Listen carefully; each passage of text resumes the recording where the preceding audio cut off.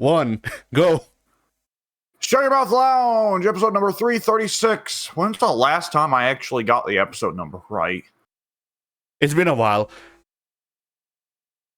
It's been a lot of recordings where either I've been asleep or busy while recording. Yeah. Ah, well. All right. So, Addy, Yes. are you present? Sometimes. Oh, that's good. Sometimes it's better than no times, unless you don't want to be present, in which case it's worse than no times. But at what times?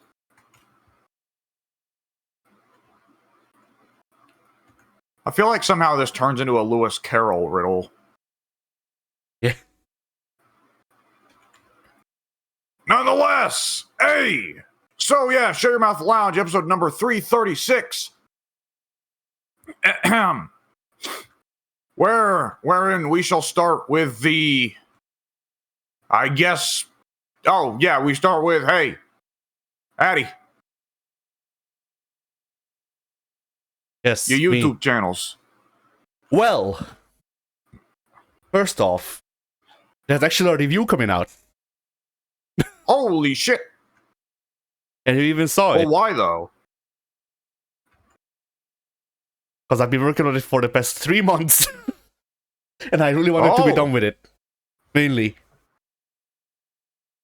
I see. I feel like in the video you can tell the production, how long it went on, because at the start it's like, oh, actual like real life camera shot and like stuff. Because that's what I wanted to do. I wanted to shoot B-roll with like an actual camera in real life and put it in the video. And then the longer the video goes on, the less edited it is. Because I just got fucking fed up.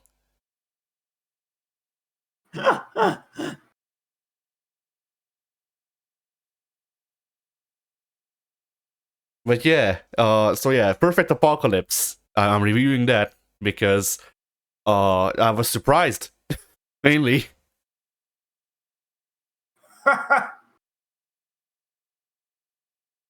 And like, yeah, you saw the video. I mean, you've seen that I've been posting it on the second channel for a while now, and like I even say it in the video in the review that I booted the game up and I went, hey, I'll laugh at this, like, you know, stinky in the game, and then I guess for context, after I beat Perfect Apocalypse, I started playing Digimon Survive. Digimon Survive is also a visual novel. Digimon Survive, as the name implies, is, you know, backed by Bandai Namco. Perfect Apocalypse is made by 2 dudes. Oh. Perfect Apocalypse has better writing. Nobody to get in the way. I mean, not only that, but also like it's a thing of like Perfect Apocalypse was a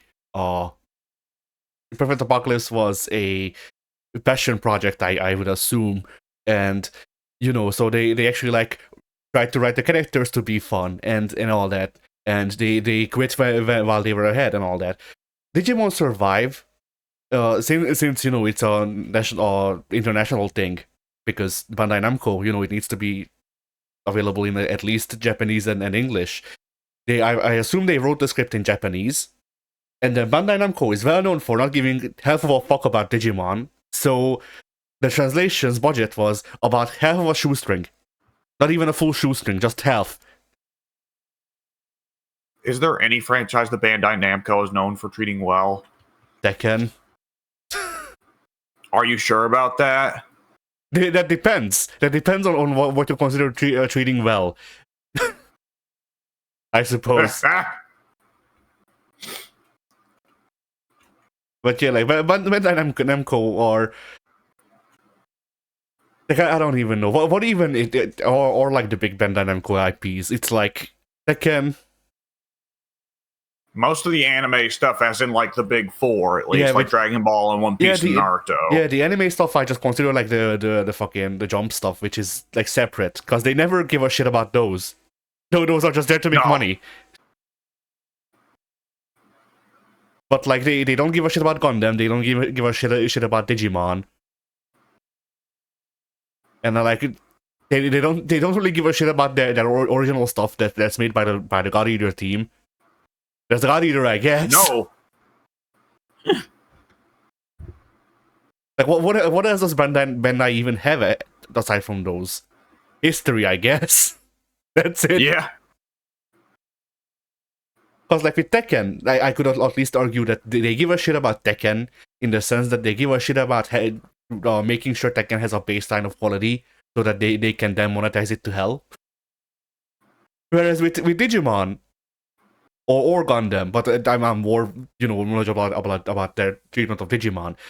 And with Digimon, it's just like, okay, so we'll give a very small budget to this team, and they will make a mediocre game, and then to localize it, if we localize it, we will put the game through Google Translate, and then put like a guy maybe on it to proofread. Yeah. Like there's a Digimon called Bakemon, which is Bakemono is the word for monster in Japanese. So Digimon has like 3 separate series. One of them is Digimon Story. Digimon Story is like Pokemon or like Shin Megami Tensei. I don't know which one is closer, because like it's closer to Pokemon in tone, but it's closer to Shin Megami Tensei in actually having a fucking story, you know? And yeah, so in Cyber Sleuth, the latest story game that they released, multiple times the word Bakemono was translated as Bakemon. Bakemon isn't even in the game. Nice. Not only that, but there's also multiple like, since it's an RPG, you have your choices in dialogue. But there's multiple dialogue choices where the 2 choices make 1 sentence. Oh, I've heard about this actually quite recently. This is apparently an issue with a lot of Japanese story-based games where they don't actually want you to have choices. Yeah, but like sometimes that can be a thing sometimes. But in Cyber Sleuth, the choices you make do actually change. They don't change the story's outcome, but they do change dialogue. So your options are, I don't know about that, or I don't know, and under that, but I think that's a good idea. If you press I don't know, then like, that's the yes. And if you press but I think that's a good idea, then that's the no. Okay. Not to mention that there's also these things. So the Digimon in that game sometimes send you messages, and you can talk with them through the messages, and they will send you like pop quizzes about the world and all that, so that they can get like stat boosts or whatever, something like that I forget. But they can ask you like, what is this Digimon's evolution at this stage? And I have seen multiple images of different Digimon being talked about like this, where it's like, basically it's like, imagine if the question is like, okay, who is the mascot of Digimon? And then the options were like, I don't fucking know, 2 other Mons and Agumon, who is the actual mascot, and you go Agumon, and the Digimon replies, no, it's actually Agumon, you stupid idiot, fuck you. Oh, I see. That kind of bad translation. Yes, that kind of bad translation. Awesome. And like I enjoyed Cyber Sleuth when I played it. I enjoyed the actual like design less than I did the story, because the story I could ignore most of the bad translation like this, because thankfully I didn't run across this thing where you can answer right and it's still wrong. And otherwise, like, I can forgive some faults, but the design was okay. What if you played Pokemon? Like, I don't know what's the easiest one, Pokemon X. What if you played Pokemon X, but then 2/3 of the way we actually just moved up Shin Megami Tensei Nocturne? Oh, awesome! And then And then when you put a doctor in 2 thirds into the game, you're straight up fighting fucking Metador. And that's the introduction to Nocturne. Oh, awesome! Yeah, that's how that game was balanced. The sort of game that from frame one, it's okay. Hope you have a strategy guide open. No, not really, because once again, like the first 2 thirds of the game are like baby game. I don't even need, like, the grinding is not an option because there's not enough enemies for me to fucking grind. Yeah. And then it's just like, all right, it's fucking Mega 10 time. Oh. But yeah, anyway, Perfect Apocalypse review coming out on Monday, I think. I still need to put in the subtitles. I still need to put in the chapters. That's about it. That's all I still need to do with the video, but whatever. Then, on the second channel, we have the Cave of Wonders. We're going to the Cave of Wonders in Kingdom Hearts. Then, King of Fighters Maximum Impact 2. Yeah. And finally, more Perfect Apocalypse, Purgatory Forever.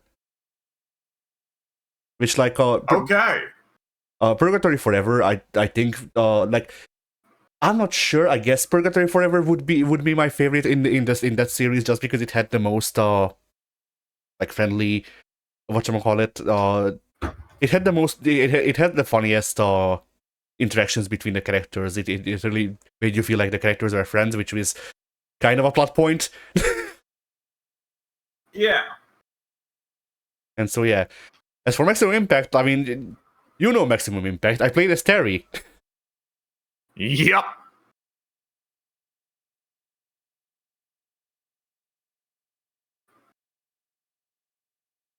And like I don't remember much, but when I try to recall what the video is, I just see fucking Jivatma getting Rising Takud. Huh? So maybe that. We'll see. So anyway, yeah, your channels. Yeah. On my regular channel, it's just going to be Vermintide this week, unless I get around to recording something else that goes up on my channel. On the Total War channel, who knows? I did end up making that video about working on the mod, so that was a pleasant surprise.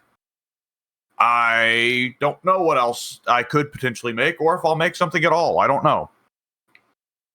Baldur's Gate's been annihilating my schedule lately. Yeah, I'm also doing that. Like, thankfully, I have a backlog of videos. So I don't have to worry about it that much. But still, I've been like juggling 4 separate games. I'm playing through the Mega Man X series. I'm playing the Mario and Luigi Superstar Saga, and like, I don't even know what else. And you know, amidst all that, I'm also like, for example, right now I have KOF 94 open. Why? I want to beat it with Kyo so that I can see the story. And like,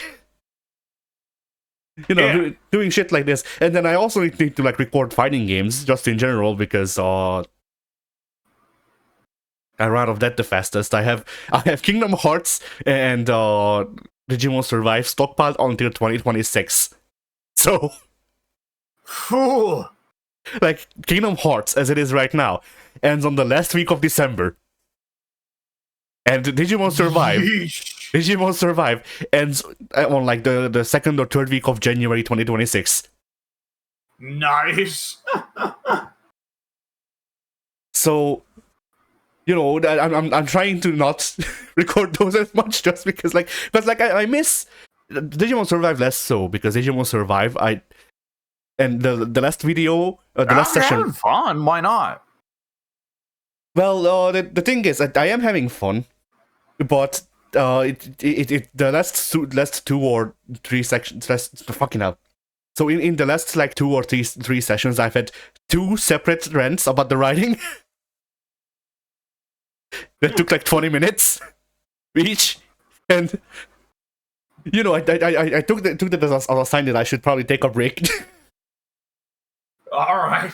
Because, you know, once again, like, it's one of those things where, like, I get that that Digimon is a children's IP, and I'm not even like that's the thing though. I'm not comparing this to like fucking. I'm not comparing this to the Divine Comedy or shit. I just want them to hit the basic quality a children's IP should have. You know. Ah.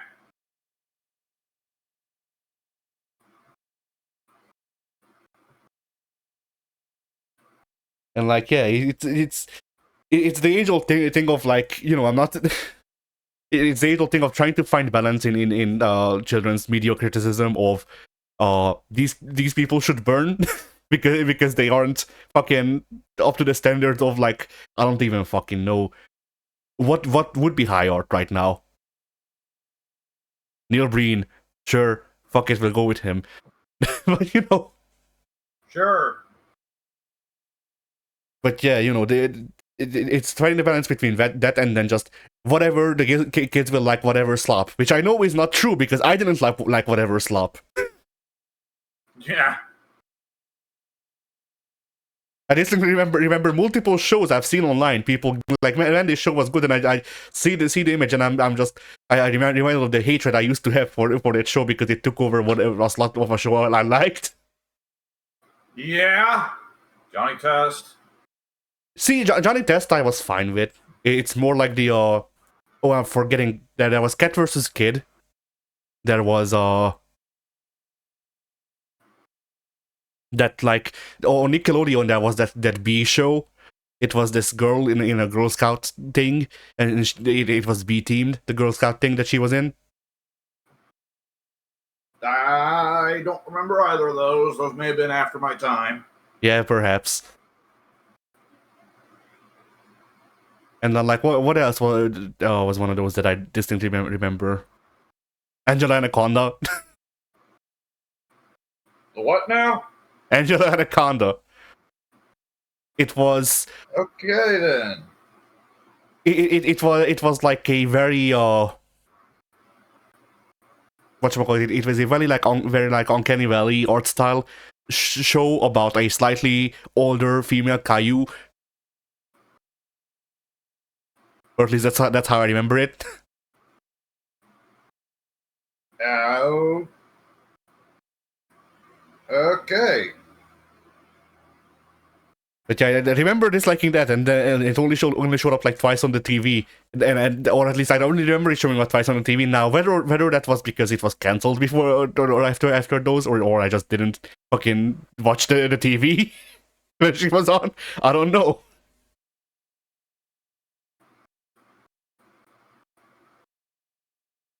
Yeah, I don't know. I guess I'll see if I can find an image real quick for you.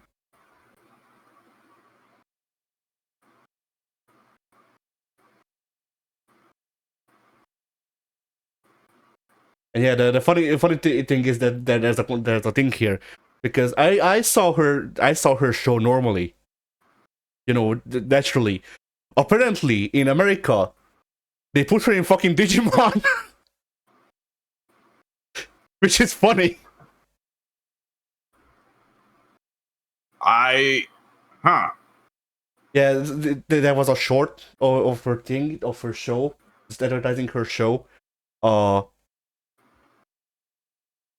like before the first Digimon movie in American theaters. I didn't even know there was a Digimon movie, so I of course didn't see it. Oh, that weird ghoulish looking thing. Right. Yes, yeah, I never watched it as a kid, but I saw the commercials. Yes, I saw 1.5 episodes. I'm pretty sure. And I just fucking loaded the show. It was so bad. I can imagine.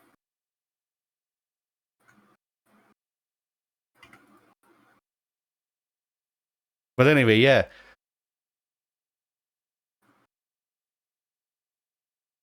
Where were we? Yeah. Oh, the channel, the group channel, I believe, unless you had anything else going up on your channels that you wanted to talk about. No, I don't think so. All right. Then for the group channel. Oh, excuse me. Oh, excuse me, I burped. That's what happens on the group channel. No.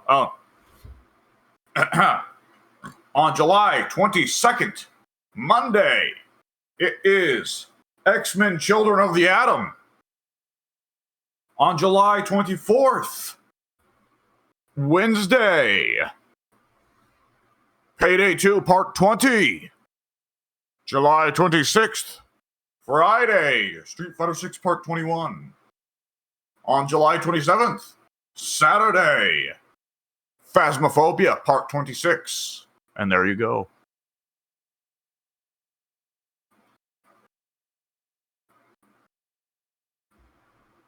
All right.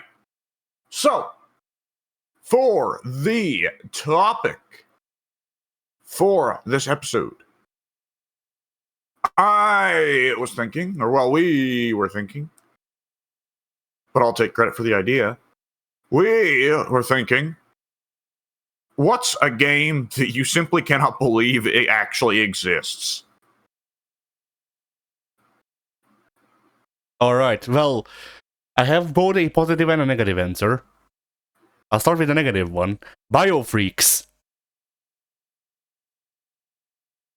Oh boy, is that the Midway fighter that's not Mortal Kombat? On the PS1, yes. Okay, I was wondering. Old Ed Boon really wishes he was making Virtua Fighter and not Mortal Kombat. That's the thing, though. It's not Virtual Fire. It's Verse. Yeah, of course. I mean, even with the 3D Mortal Kombats, none of them were anywhere near Virtua Fighter's level. I mean, yeah, but you could look at the 3D Mortal Kombats, and you can look at Virtual Fire, and you can go, I can see where there might be a connection here. Biofreaks. No. Biofreaks, as far as I remember, does not have 3D movement, for one. It has 3D environments, but it has 3D, and then it has the thing where you can knock people into the background and shit, and then the characters automatically move on the Z-axis, but there is no free movement, as far as I recall. Oh boy. Then the movement is on crack.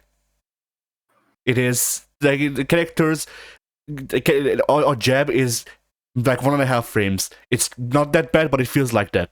Definitely. Oh. So don't use any buttons other than jab. And then jab is just going to keep stuffing any other buttons. Oh no, that's the thing though. Specials, for example, are, from what I can tell, immune to jabs. Oh, armored. Okay. Every special, or every character, has a zoning special, if not 3. Sounds like NRS. Especially around that time where Dairu is throwing out fireballs and also doing the weird corpse drop. Yeah. It's full screen unblockable. And just overall, it feels better to play, of course. But like, for example, the character I picked, his moves were throw out a saw blade. Now the saw blade bounces off of walls, but it doesn't bounce back to hit people. It just bounces off of walls, and then you can send out another saw blade. Fuck you. Does it not have collision once it's bounced? No. It's just purely visual? Yeah. That's rather amusing, actually. Like, I actually don't know if it has collision or not when it's still out, because the chances, the way the maps are designed, the chances of you actually getting the saw blade to collide with anyone after it's bounced off of the wall is none. Oh boy. I mean, like, it would be genuinely amusing if a Mortal Kombat game now had, like, where the saw blade you throw, the projectile you throw goes into the background and starts bouncing off the bullshit in the background. But that's different. Yeah.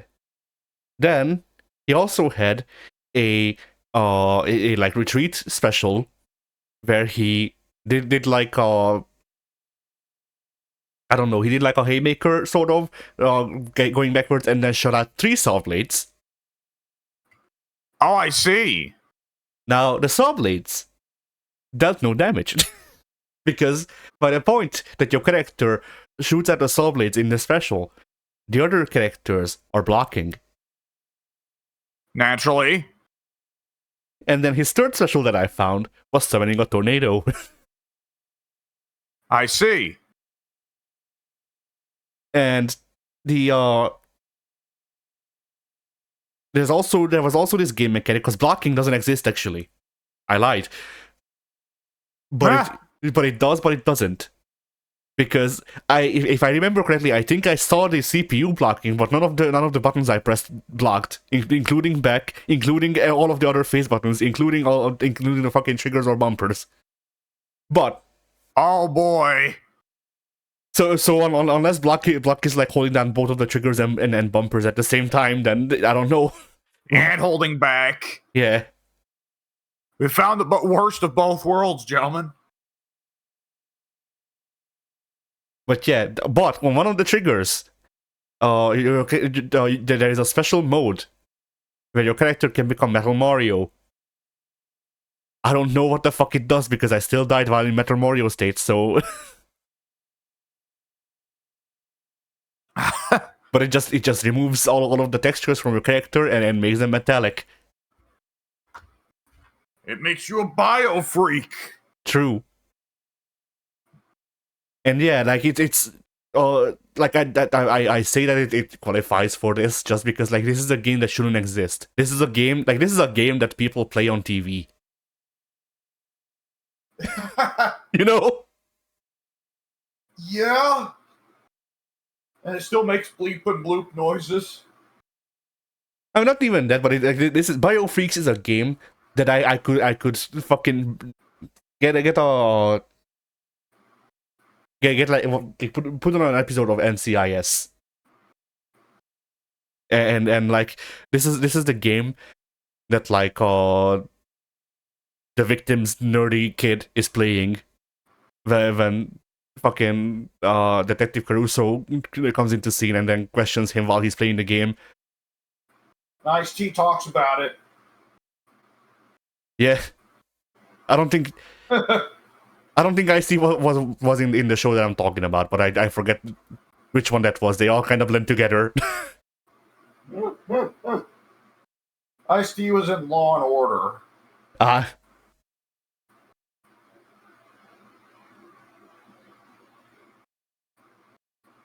But yeah, like the BioFreaks is just like, you know, after having played Criticom, BioFreaks was playable at least. Like I can play the game and recognize it is a fighting game technically. You know, it is at Bless least their hearts.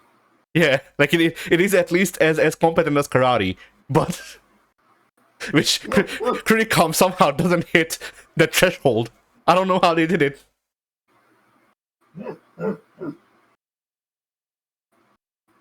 But yeah, but you know, it once again, it feels like one of those games, like that, or like Bloodstorm, or whatchamacallit, or the game we played where it was like the samurai doing the drop kicks. Like those to me feel like games that shouldn't exist. Not because they're necessarily bad, I mean they are, but just because like their presentation and the way that they look and the way that they feel, the way that they sound, all of it just feels fake. Like they all hit that thing of like, this shouldn't exist. This is like I'm watching a TV show in the mid 2000s, and this is the game that the kid is playing. But otherwise, this game is not real.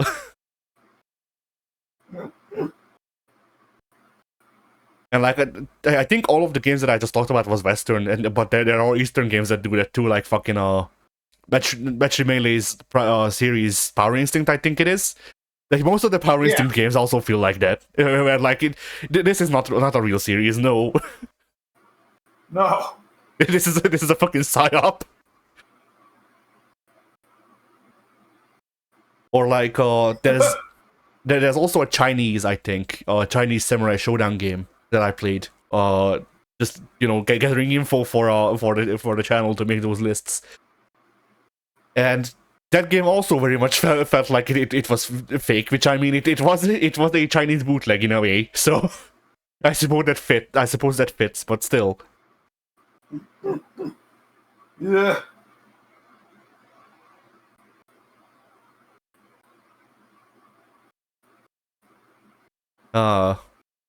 And then for the positive one, oh shit, what was it?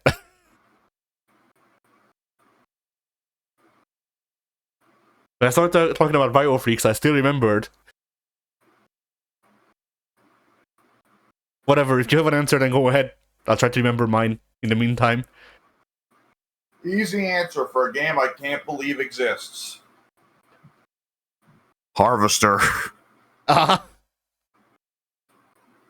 That fucking game. Yeah. Harvester is like I mean, there's parts of it like it's not like Biofreaks or Biofreaks is just like straight up like okay, there's something you were aiming for here and you failed, right? Yeah. Harvesters is 100% what they intended to make. Yes. I do not ever get the feeling from Harvester of like, they're shooting for it, but the budget of the time just wasn't there. Nope, this is what they wanted. And it is astounding that any of this got approved by anyone who has money. Like, we both know the ending twist to Harvester. And on an unironic level, I appreciate the ending twist to Harvester. I think that it's an interesting commentary on video games and video game design and world design in video games. And accidentally, it wound up being a brilliant commentary on Grand Theft Auto, even though the game came 4 years before Grand Theft Auto 3. But nonetheless, besides my unironic appreciation for that aspect, the rest of Harvester has to be ironic appreciation. Because that game's dumb as fuck. Yeah. And admittedly, they knew it was dumb as fuck. And they knew it wanted to be enjoyed ironically. But, like, you can't see, like, the intense, unnecessary blood and gore for, like, just punching the bee lady and her upper torso just explodes. You mean Waspwoman. All caps. Waspwoman, yeah, there you go. What did I call her? Bee lady. Close enough. Bee lady is fucking Devora. I wish she does that to you. I was about to say, I wish her lower body exploded whenever I just simply jabbed her, and then she died. Man, yeah, I love Devora, but she needed a game to sit out. Devora, to me, Devora is this generation's Suhao. Oh, come on. That's not what Suhao's problem is. Suhao's problem is not that he gets to kill named characters that people like more than him. Suhao's problem is that he's bland. True. But I mean in the sense that like Ed Boon will grow to regret this. I don't know how, but he will. I think the thing they'll regret is that Devora never gets her comeuppance. Yeah. That's the only thing I see them regretting. Other than that, I think Devora, I think out of the MKX newcomers, the three that naturally you look at and go, oh, these characters should be brought in for. These characters are unique fighting game presences that I could see coming back for future MKs are Kotal, Takeda, and her. I don't know, because to me, Aaron Black felt interesting, and then they just made him another Netherlands owner, but you know. There was something there they could have done. Yeah, MK11 fucked up a lot of stuff. MK11 was a massive misstep in a lot of regards. There's parts of MK11 I really like, but there's a lot of MK11 I really don't like. Because yeah, like out of the MKX newcomers, like I would say the three stand out ones to me where Aaron Black fucking I don't even remember the people. Takeda, of course, and I guess Kotal, because like Ferrator felt underwhelming even for their introduction. Fucking Ferrator needed a little something else, I think. Yeah, Cassie was pushed too fast. Like Cassie got the Goldberg treatment, and so did Devora, ironically enough. I think that Cassie's issue further is that while Devora does something that no one else in Mortal Kombat has ever done before, there's never been a bug person or a living swarm in Mortal Kombat before, but Cassie is Johnny plus Sonya. Well, we've already had Johnny and Sonya. As a matter of fact, they're both still here in Mortal Kombat X. So Johnny plus Sonya, whatever, we can save this for FGA. Yeah. But yeah, Harvester, going from like people exploding and some of those spectacularly offensive stuff you've ever seen, and then the scene where the sheriff punishes his deputy by hitting him very gently on top of the head with a newspaper, while the deputy goes, "Oh, sheriff, oh." It's just, there is a certain comedic charm to Harvester that is not found in many other places, of just fucking going for it and making it the dumbest shit possible. Yeah. I mean, the whatchamacallit, the nuke guy. Yes, that's the part I really can't wait for when the video gets uploaded. Oh, it's uploaded. Again, it's uploaded. It's just scheduled. But by the way, I don't think we've talked about this, like off recording or on recording, but just in general. So, for Luigi's Mansion, we had like two. I want to say like basically the Luigi's Mansion raw footage was like 3 or 4 hours long, and I cut that down to 1.5 because that's what happened in the first session, and then we talked a lot in the second, more or less. Harvester is not edited. I took like the way I recorded it. It was in 2 halves, so I just put the halves together and then rendered the video. Yeah, the only opportunity there would have been for dead air there was when we were confused about how to get into that guy's garage, but I was able to pull up the solution relatively quick. So pretty well, just full air from beginning to end.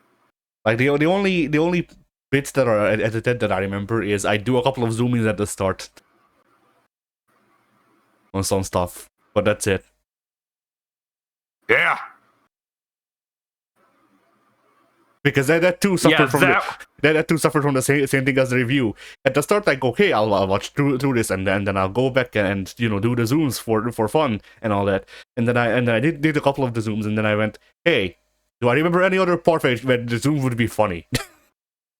And the answer was no.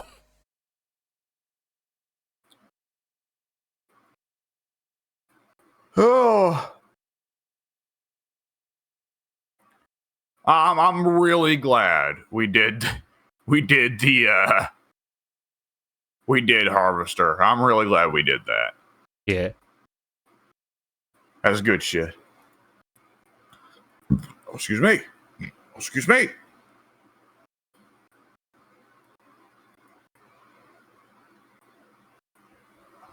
All right. Well, let's see. What other games are there I look at and I just like, I can't believe this fucking game exists. Oh yeah, I remember the other one. The X series. Capcom's X series, which is not their Versus series, but close enough. So... Oh, the Bamco crossover, that's right.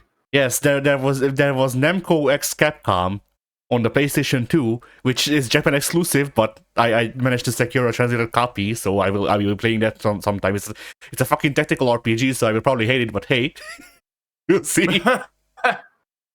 And then there's Project X Zone, which is the continuation of that, but now Sega is also here.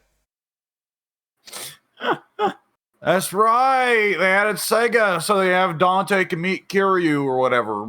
Yeah, it's you can finally have the ultimate team of whatchamacallit of Heihachi Mishima, Bison, and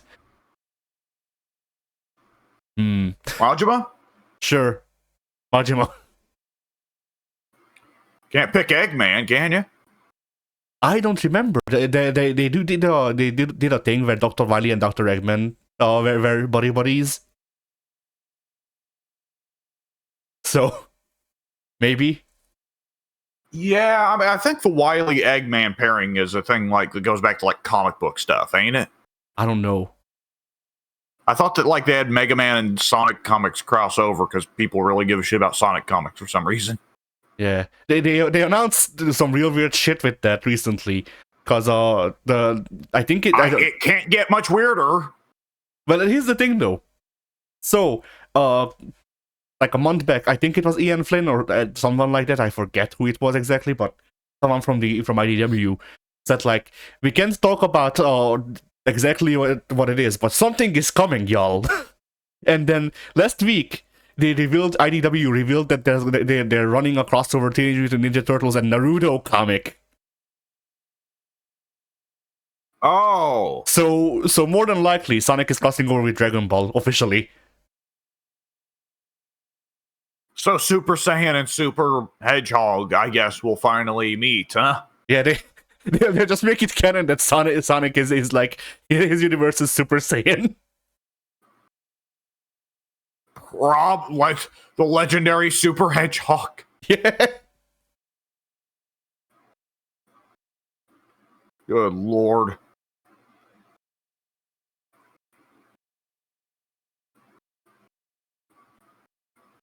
But yeah, also the TMNT Naruto crossover was also one of those things that I looked at that and I went, no, this is fake. Like even though I see that I see that this is from an official channel, this is fake. It can't be.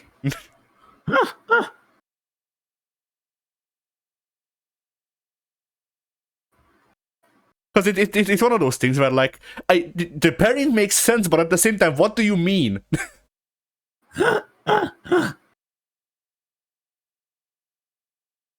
Not only that, but they're not even crossing over with fucking Boruto. No, it's Naruto when he was a kid.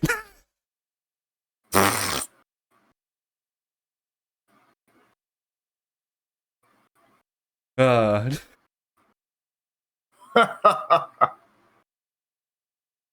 anyway, yes, the Project X Zone games. I've played the demo to Project X Zone 2 on my 3DS. And those games are weird because they are quote-unquote RPGs. I'm saying quote-unquote because they're not, they're in that genre. I don't know if you've played any of those RPG games, but I have one where it's like it's not a turn-based RPG and it's not an action RPG. It's this thing where your characters are on the map, and then you can press an attack button that's corresponding to the character, and the character attacks, and you do combos with that.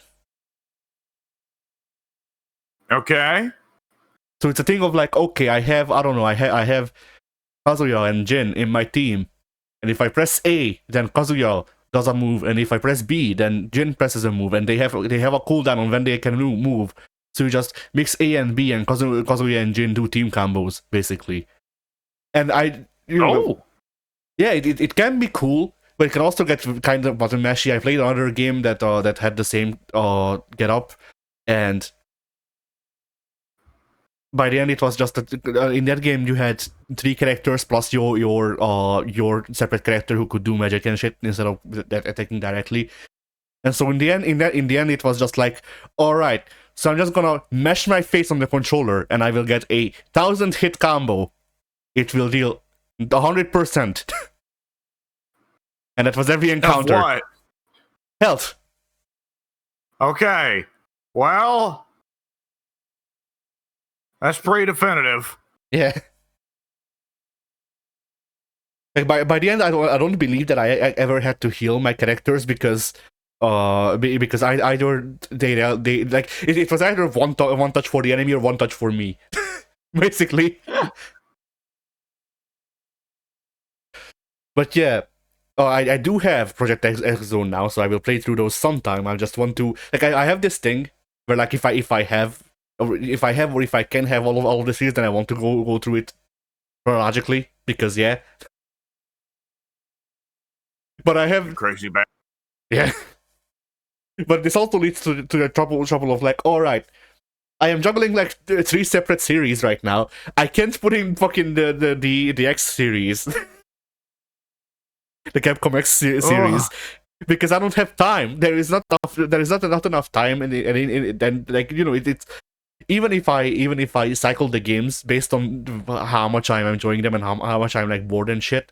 There is not enough time in a day for me to actually make progress in all of those. Even with shit like, you know, me beating 2/3 of a Mega Man game in one sitting. Nah. Because that's usually how it's been. It's that I boot it up. I go to like, I don't know, the second to last boss or something like that, and then I get stuck there for like a day. I mean, some of those bosses just seem dumb. Like I have my problems with Mega Man level design. In mainly in that sometimes it feels like they really just went, all right, so how do we fuck with the player the most? How do we make sure that the player doesn't have tools to deal with this shit at this moment? Yeah. And that and some of the bosses also feel like they went onto that, but most of them or whatever, most of them you can deal with. Like I have found a guide online that literally just lists the what weapons each boss gives you and what weapons they're weak to. So I've been using that just to get an edge on the bosses that I'm having trouble with. But yeah, things like Kaiser Sigma, which Kaiser Sigma, I mean, you saw my text post the other day about Kaiser Sigma. He's the final boss of X3, I think. I think that's right. And his hitbox basically doesn't exist. He's all hurt box. Oh no. Because like he takes up 1/3 of the screen. And his two attacks are slow homing mines that you can avoid pretty easily and can shoot, and fast homing rockets that you cannot shoot. Oh boy. Now, Kaiser Sigma has 2 shoulder pads that are like, I want to say, twice the height of his head. The shoulder pads have their own hitboxes. And I don't mean that in the sense that like you can shoot them and they fall down. No, they block attacks. That's what they're there for. Kaiser Sigma, yeah. So you cannot jump up on the wall because Kaiser Sigma is, of course, like I want to say, I don't know, the height of 5 or 7 Mega Man X's. So you can't even jump on the wall and shoot Kaiser Sigma in the head, which is where he's vulnerable, because every other place the stuff just doesn't work. So you can jump on the wall and shoot him in the head because the shoulder pads are there. Now they're all loved. Yeah. There is a loved weapon. So I figured, hey, maybe you're just supposed to climb even higher on the wall and then just shoot the loud weapon in the hole. No, it goes behind him. I don't know how it does that, but he's immune to loud weapon. Allegedly, Kaiser Sigma's weakness is the Mega Buster. How the fuck am I supposed to shoot downwards with the Mega Buster? I don't know. Was there a guide that said how? No. Shit. There is no shooting down with the Mega Buster. Mega Man doesn't have aiming. Well, no, I know that, but was there like a trick, or is it just... Oh, I don't know. I just went on to X4. After an hour of avoiding his bullshit. Because, by the way, if you touch a pixel of Kaiser Sigma, he does 75% damage. I see. So yeah, after an hour of avoiding his attacks and not being able to shoot him with anything, I just went, fuck this. And I went to the Mega Man X4. Which I think is understandable.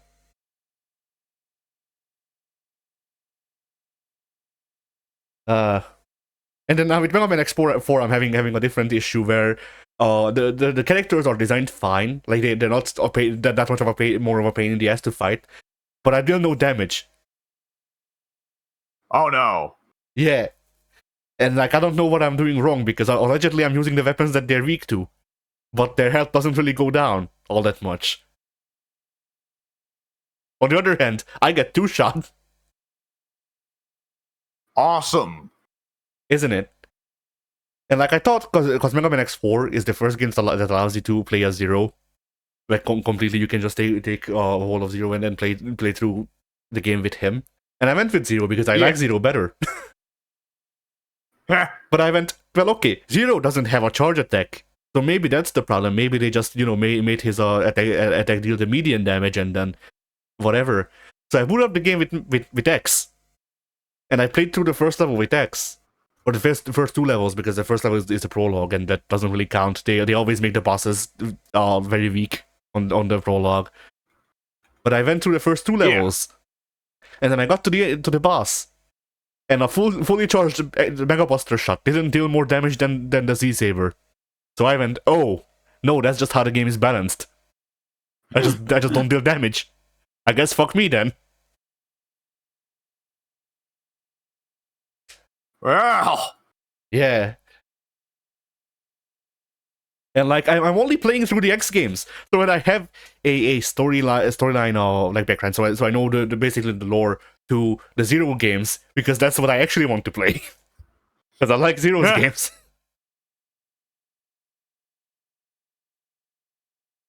But like apparently Mega Man X5 is supposed to be really bad.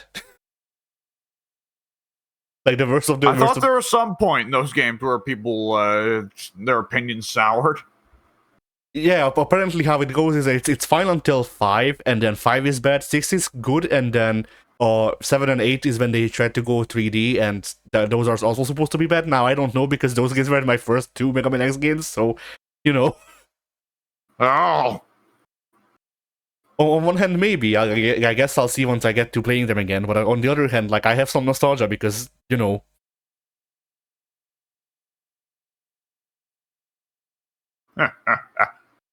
So anyway, do you have any other answers for games that you don't believe exist? The games that I don't believe don't or can't, because those are different questions. I guess can't then. Because if it's games that I don't believe exist, it's like that one space game that all those people, GoFundMe or whatever. Oh, Star Citizen or something like that. Yeah, Star Citizen I don't believe exists, but that's different from can't believe. Well, technically yes and no. Star Citizen, there is a version of Star Citizen that is playable and has, I want to say, like a quarter of the features that they promised. But allegedly those quarter of the features are actually like well implemented and shit. If that actually happens, then my God, that would be insane. I mean, allegedly, what I saw recently online about Star Citizen is, there's mainly two people working on it. There's the guy whose idea this whole thing was, and the other guy is his brother who is funding the project. And like they're not funding the project because it's the people just spending $5 million on JPEGs of fucking starships, but he is the money guy. Like as in like he knows how to deal with money and shit. I see. The guy actually like the guy who came up with the idea had the idea to sell, and the other guy actually knows how production works, more or less. That's what I heard.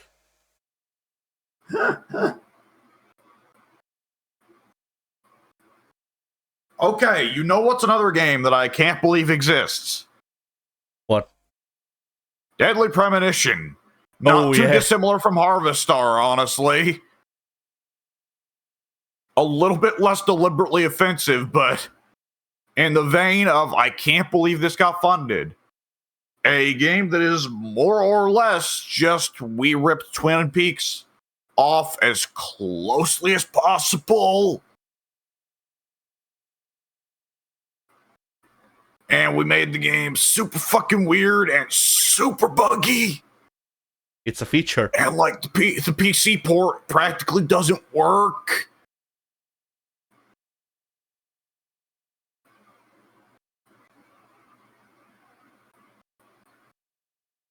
My only memory of the Premonition is the intro with the guy driving with his knees while also smoking a cigarette, drinking a coffee, and doing something on a laptop at the same time. Yeah. Well, because like in Twin Peaks, the introduction of the main character is he's on the phone. I guess. Well, no, not all. I guess I've watched the first episode of Twin Peaks. He's on the phone talking with some and such. you know, and that's his introduction. And he's talking about the case he's supposed to be investigating, but then he's just suddenly is like, but who killed JFK? And it's like, okay, me. so the main character's a little bit eccentric. And Deadly Premonition, I guess, was like, what if we go even further than this? How do we make it crazier?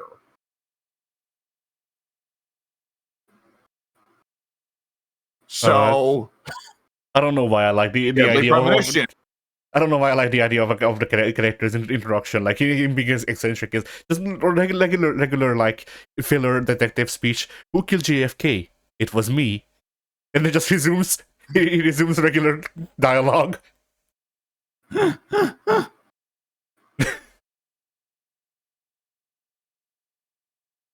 Like nobody acknowledges the line.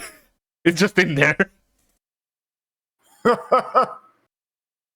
Or even better, if from the other end of the line we hear the other person being befuddled and just asking, "What are you talking about? What do you mean?" And then he just keeps monologuing, like nothing happened. Yeah, just casually, and I did it casually too. I casually shot JFK. Yeah, a lot of people make a big deal about it. No, I just shot him, just to amuse myself,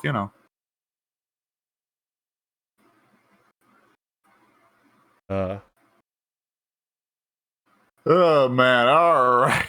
Oh boy, I have another answer. I haven't played this game. I've only seen videos. I've heard the tales. Have you heard the tales of Street Fighter? Strip Fighter. No. So, it is a Street Fighter 2 clone with their own characters. It's an all-women cast. There are moves such as advancing boob. It's a boob dash. I don't know. It's like it's one of them things where, like, allegedly, according to the videos I've heard, that's like a core part of the character's kit. They of course can show it on fucking screen because how? But apparently that character's part of that character's core kit is taking out their boobs and just using their mass to propel themselves forward. Awesome. Okay. Sounds like creative design to me, honestly. And I'm shocked that. Yeah. How did no one else do this before? And apparently the game is just filled with that. I saw a sprite. It was one of the characters looked like they just traced over the Cheetah sprite from Justice League Text Force. Okay, I see. But she's a regular woman, but it's the same stance. I see. And apparently in the arcade ladder, if you're playing on normal or harder, then after every one match, you get like an image of a woman in various states of undressed or undressed, whatever. Naturally. Yeah, and it's one of them things where, like, this wasn't, of course, obviously this wasn't official. In like, it's how can I compare this? It's like, okay, it's like Activision to Atari. So, like, you know how in the 2600 days, Activision basically like just published their own games for the Atari because Atari didn't want to publish them because they didn't live up to the same standard or whatever. Yeah. Yeah, basically that's what this company did. They obviously couldn't go to anyone and get this shit published, so they self-published the game.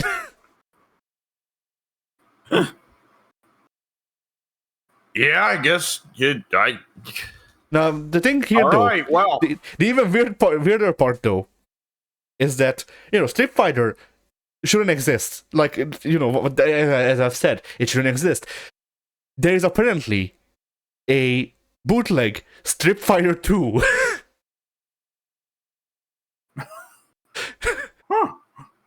All right. Like, how many fucking layers of this thing shouldn't exist can we get? You know? I mean, if it were released in the modern day of, whatever anime waifu fighters, it could probably find an audience. Yeah.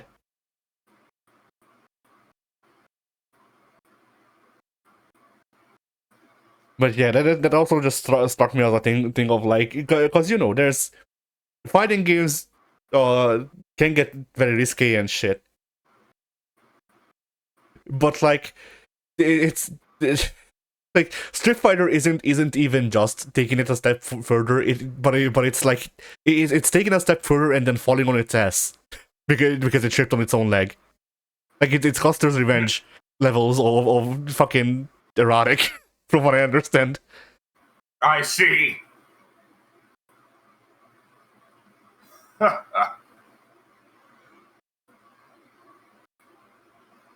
Like it's Well, yeah. Go ahead. no, go ahead. I was just gonna say, like, you know how I feel like we've discussed this on the podcast previously, but it's like the thing where like Bayonetta is so sexualized that it flips over to not being sexualized. but Yeah. it's doing that, but it's you still feel that it's off because they're trying that. Yeah. Bayonetta is naturally like the best thing I can put it is Bayonetta, the way she acts feels natural to her character. Yeah. So even though it flips over to her not being sexualized, even though she is, but she's not, it feels like, she's just being herself, whatever. You never get the feeling that was the first priority of designing Bayonetta. Yes. Was to titillate. Yes. Whereas this game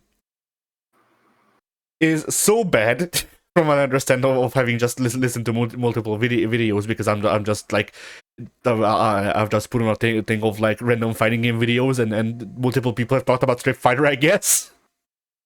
Huh. But yeah, like from what I understand from people talking about it, is that it's risky enough for it to not be cool to show on YouTube.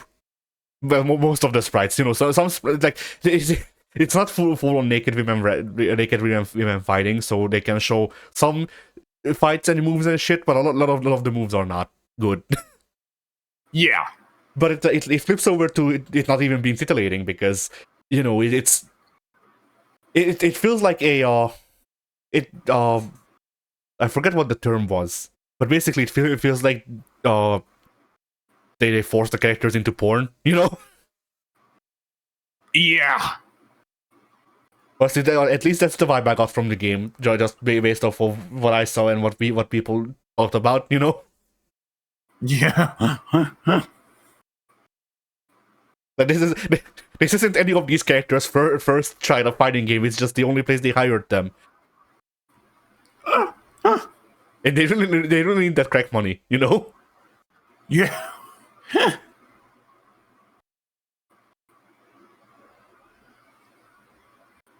But anyway, yeah. All right. I mean, you can really qualify a lot of the porn games, honestly. Yeah. Type Moon. Stop it.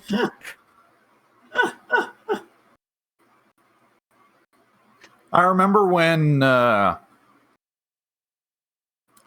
was watching Achievement Hunters back in the day, and they did the Let's Play of that porn game. Yeah, whatever, that porn game. Oh, the one that got taken off of Steam? Yeah. Didn't the Game Grumps do something with it? I remember Funhouse doing stuff with it. But I remember when I was watching it, and in hindsight, it's really nasty because it's Ryan at the controls. Oh boy. But I remember watching it and thinking, so the porn games nowadays actually are just straight regular porn and not a shoot 'em up that then just exposes a picture of a naked woman to you. Yeah. Advanced. I guess really it's just progression from Leisure Suit Larry, isn't it? Yes. I mean, the funny part with that is that that video was bad because of Ryan. The Funhouse video, I'm pretty sure Adam Kovic was playing, and I remember I distinctly remember a part where he tried to flirt with a girl, but it didn't go right. So he went into the bathroom to jerk off in the game, and James made a joke about that just being real life. And Yeah. James doesn't know it, but he's sitting in the stain. yeah, like fucking just cute Scotty doesn't know. Yeah.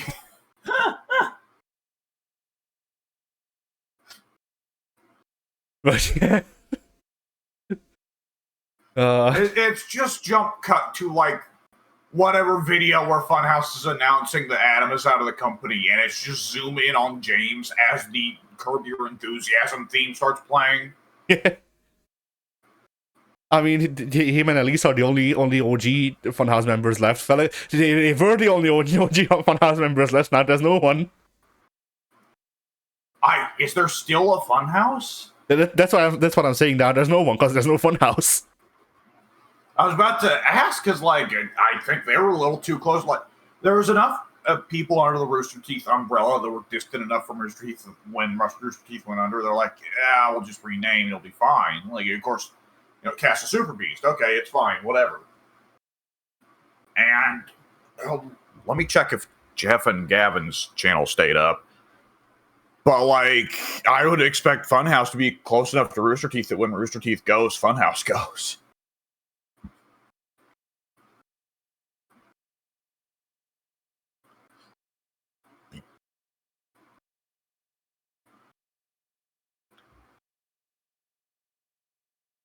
Let me look it up. I'll look it up.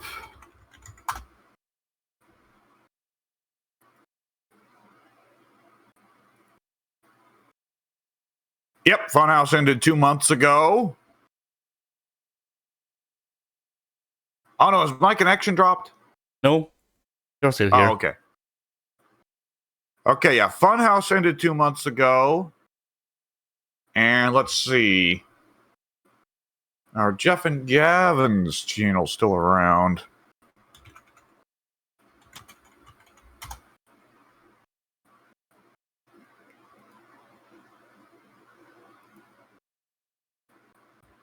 Well, their last video was 2 months ago. Ah. So I guess not. Yeah.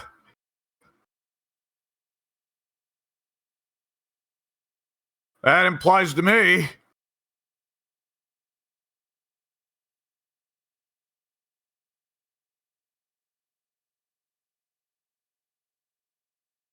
Like, I guess the Super Beast couldn't break up when Rooster Teeth went down because they're waiting for the Kingdom Hearts arc.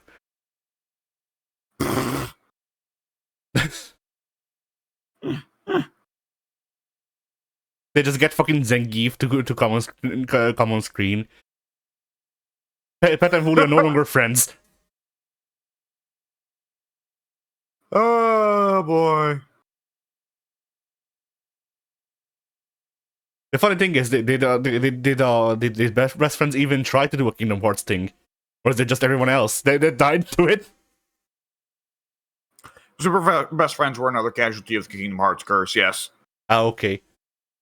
One of the last videos Best Friends released was that it was Matt and Wooly, and one of the last videos Super Best Friends released was they're in the middle of the Ursula boss fight. Amusingly, meaning that one of the last Super Best Friends Let's Plays ends with them getting a game over, and Matt and Wooly just going, "All right, we'll come back next time," and then there wasn't a next time. Like, give me just a second to check for certain what the last Super Best Friends play video was. The Kingdom Hearts curse. Other than, of course, Super Best Friends Final. Yeah. Oh my God! Yes, the last actual LP video they released was Kingdom Hearts Part 19, which, let's see.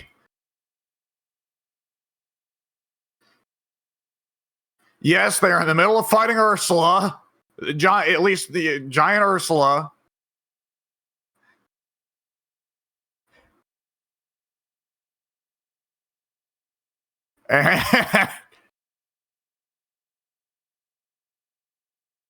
They get struck by the lightning.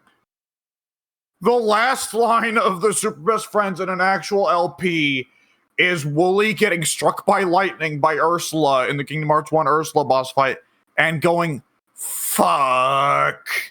And then it cuts to outro and that's it. Nice.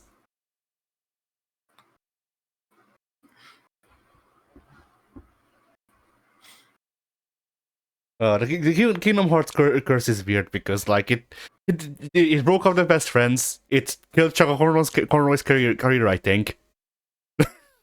And the only other people that I know of something happening was Oni Plays, where the two co-hosts left to work on a game, but has since come back.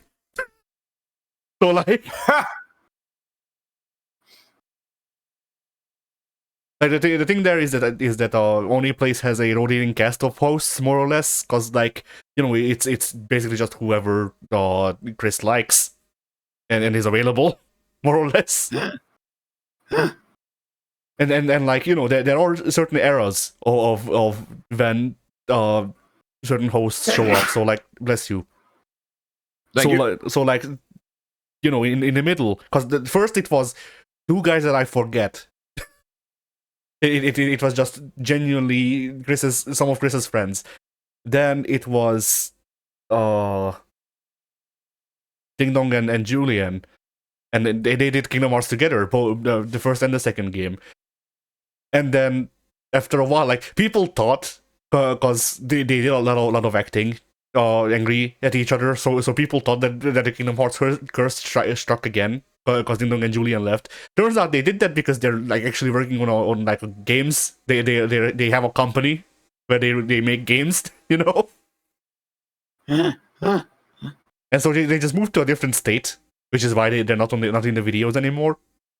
So then we got the current cast of like the guy who like, it's funny to say this, the guy who makes Smiling Friends, because you would know him better like that.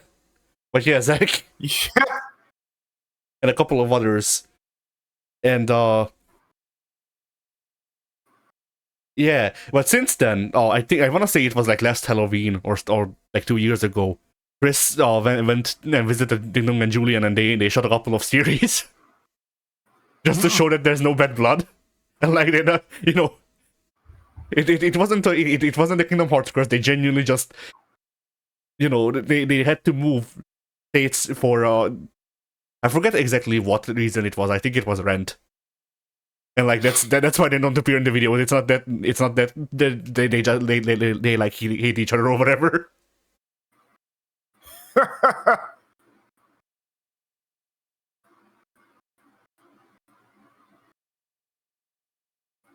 If man, go ahead. So it was, for one thing, it's nearly 6 years ago Super Best Friends came to an end. But also, like, hang on. Yeah, the third to last fisticuffs was fucking For Honor Marching Fire. Or excuse me, fourth to last, but still. Oh god, Marching Fire was 6 years ago? Yeah. We were still doing this channel when the Super Best Friends were still alive. Yes. Dude. The last fucking the last series that the two of us did before Dark Souls, because Dark Souls doesn't count, I guess. But you know, Silent Hill 2 was 2018. Yeah. And like every time, because you know, I to me, Dead Space 2 playthrough was a long time ago. Silent Hill 2 wasn't. And then there was like maybe a year between those two in real life. I'll say for my part, I definitely think of Silent Hill 2 as being forever ago. I don't, because a lot of those moments stuck with me. Like, mainly Groot, which is one that only I bring up a lot. But that really, I have no idea what you're talking about. Just to demonstrate the point, I suppose. Yeah. There was this random part in the apartments. We were walking back and forth for something. We were trying to find a map, I think, something like that. But it was in the apartments part of the game. and there's this two rooms where you have to like walk across a balcony to get between two rooms. And while we did it for like the fourth time, the game started playing this like mouth noise. Like it was like a noise that you would make in like an Xbox Live lobby to annoy people. And I see. Yeah, sounds like Silent Hill at certain points. Yes. And I was frightened because the game had like next to no audio before that, and you shut up and I shut up because we were just running back and forth between two places to look for shit. I forget what it was, but all of us were quiet, and then suddenly that starts up, and I'm like, oh, that's just Alex doing something. I look down at Discord, and your thing isn't lighting up.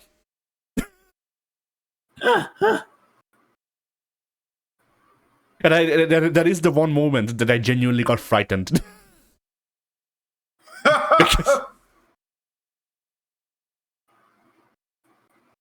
Because I love rock pools like that, and then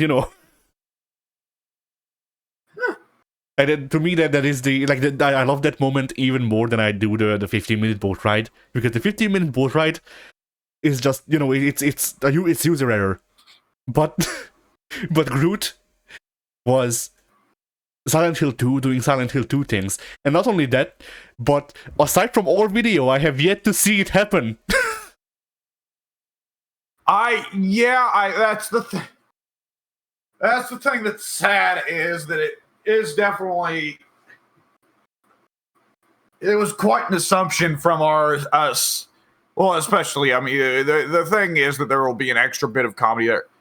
Like, it's not going to stick with you as hard as it stuck with me, because for you, it was your first time playing through a game. Okay, whatever. For me, that was okay. I had beaten the game twice myself and watched two other people play it, possibly three, before we did that. So by all means, after 5 fucking Silent Hill 2 watches or playthroughs, I should have remembered how you get through that part.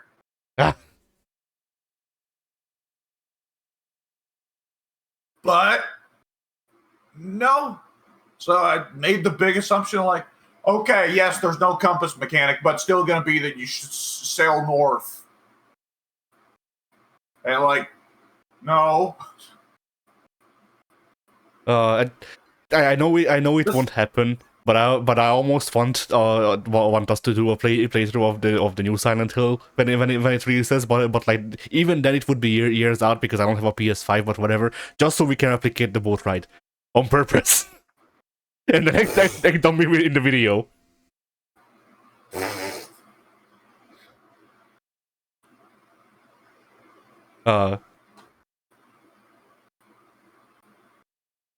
Like it's one of them things where to me the idea of doing a full playthrough of the new Silent Hill and then just redoing bits from the regular Silent Hill 2 playthrough just sounds very funny. And then like acting like it's new, Yeah. Anyway, what was I gonna say? I forget. But yeah, we shared space with the Super Best Friends technically. In time, we shared space with Super Best Friends, which is why we have taken which is why yeah, go ahead. That's weird, because when I think in my head of me being an asshole in those early years, it's me trying to say like we should be like the Super Best Friends, and like no.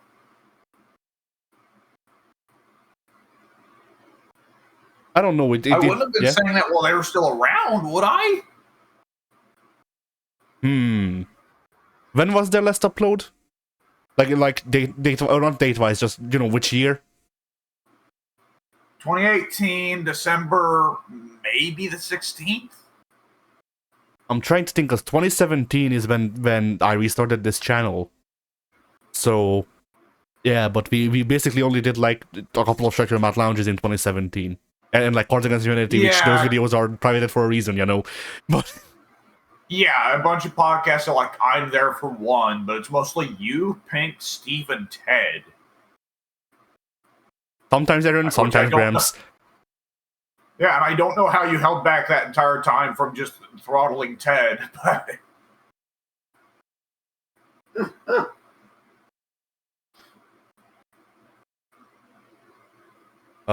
Yeah, so but yeah, so the 2018 way would, I think of it yeah. always is effectively that the real restart of the group channel is Siege. See, I would say that the real restart of the group channel is Virtual Fighter. Virtual Fighter came after Siege, though. Did it?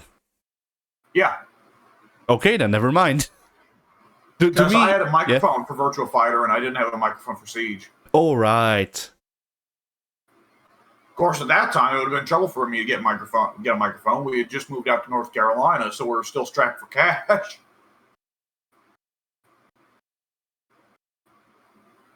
Because the first session of Siege, I'm completely silent. Yeah. You communicated through Xbox messages. I remember. Man, that was so far back that Brian was still in the group. Yeah. Because you remember one of the really early Siege sessions we tried to get Brian in.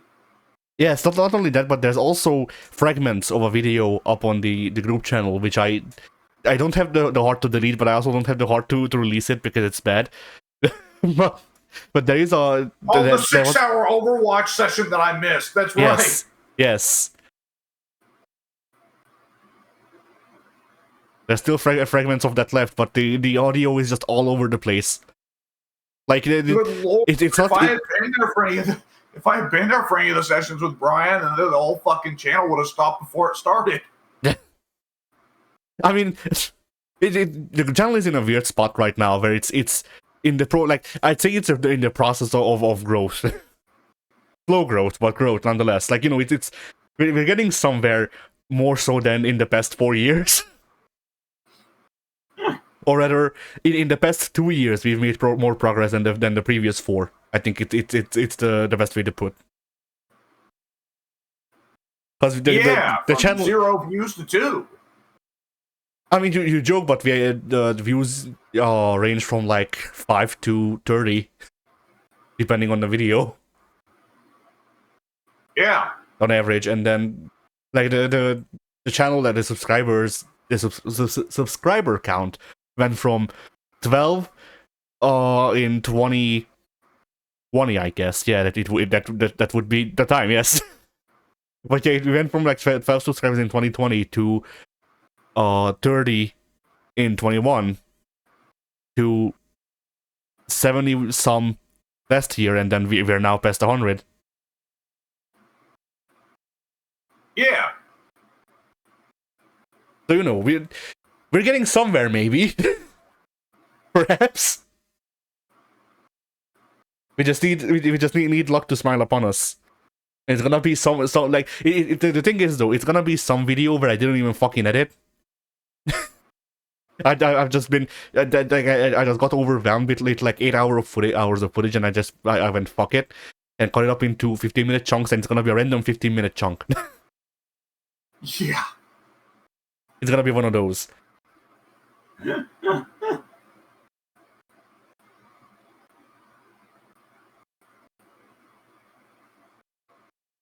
Speaking of which, Spider-Man.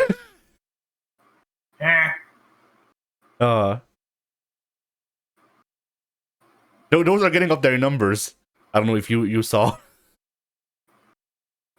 They're upwards of 1,000, right? One of them is at 14K, the other one is at 12 or 13, I forget.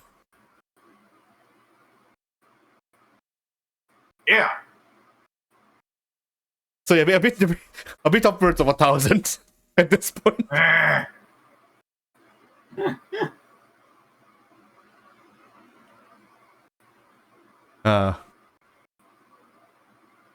But yeah, going back to the best friends before we close out the podcast, I suppose I just wanted to say that, like, since we shared a time with the best friends, as in like we were active during the same time. We of course, upon their breakup, were bestowed a fraction of their soul, which is why sometimes you see us do bits like they would. Yeah. That's how it works. If a group channel breaks up, then every other active group channel at that moment retains a fraction of their soul.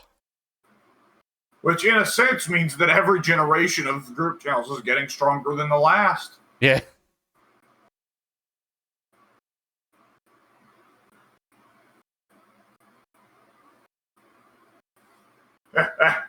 And then the oldest group channel possible is very slowly absorb parts from a little bit from every channel that's failed after.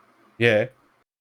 So whoever is like Slow Beef and Friends, they're probably the oldest, right? I don't know.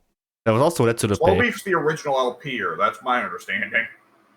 I don't know who the original LPer was. I remember who the original original Let's Player was, or letter. I remember the guy, but I remember the posts, but I don't remember the actual name of the guy who was the original Let's Player who like came up with the idea of doing play-by-plays on a forum, which was the original Let's Play. Like, as in literally that they called it the Let's Play, and then eventually that became a video format. Yeah, because at first it used to be Let's Plays like Dwarf Fortress. Yeah. Which is how we got stuff like Boat Murder. Yeah. So like I remember seeing the original Let's Play blog or rather our forum posts, but I don't know who the original like video Let's Player was. I thought it was that Slow Beef guy, but I could be wrong. I don't know. Recently I heard Retsurupe, or however the fuck you're supposed to pronounce it. Let's Play. I think Slow Beef is a part of Red Spray. Ah, okay then maybe.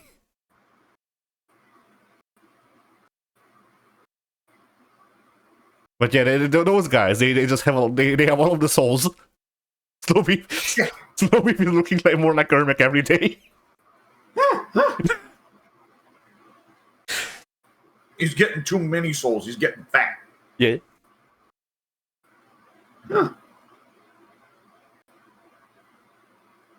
Anyway, I suppose we can call it a podcast, unless you want to reminisce more about like old YouTube on video.